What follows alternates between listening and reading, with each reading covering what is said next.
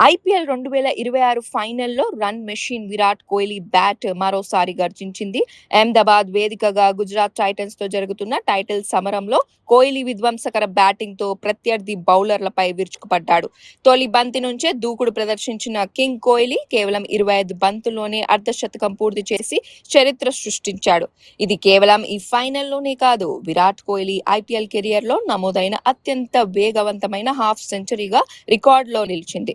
గతంలో 2018లో Rajasthan Royals, Delhi Capitals జట్లపై 26 బంతుల్లో అర్ధశతకాలు సాధించిన కోహ్లీ 2025లో లక్నోపై 27 బంతుల్లో 50 పూర్తి చేశాడు. అయితే ఇప్పుడు వాటన్నిటినీ అధిగమిస్తూ కేవలం 25 బంతుల్లోనే హాఫ్ సెంచరీ మార్కును అందుకొని తన కెరియర్ బెస్ట్ ను నమోదు చేశాడు. అంతేకాదు ఐపీఎల్ ఫైనల్స్ చరిత్రలో అత్యంత వేగంగా హాఫ్ సెంచరీ చేసిన ఆటగాళ్ల జాబితాలోనూ కోహ్లీ తన పేరు లిఖించుకున్నాడు. ఈ జాబితాలో సురేష్ రైనా 2010లో, డేవిడ్ వార్నర్ 2016, వెంకటేష్ అయ్యర్ 2026 24 బంతుల్లో హాఫ్ సెంచరీలు చేసి అగ్రస్థానంలో ఉండగా, రోహిత్ శర్మ, క్రిస్ గేల్ సరసన ఇప్పుడు విరాట్ కోహ్లీ కూడా 25 బంతుల్లో 50 సాధించిన బ్యాటర్ గా నిలిచారు. ప్రస్తుతం కోహ్లీ 28 బంతుల్లో 54 పరుగులతో నాట్అవుట్ గా కొనసాగుతున్నాడు.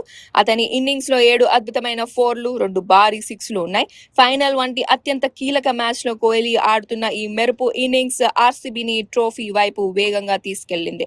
అయితే కింగ్ కోహ్లీ క్లాస్, మాస్ కలయికగా సాగుతున్న ఈ బ్యాటింగ్ షో అభిమానులను మంత్రముగ్ధులను చేస్తోంది.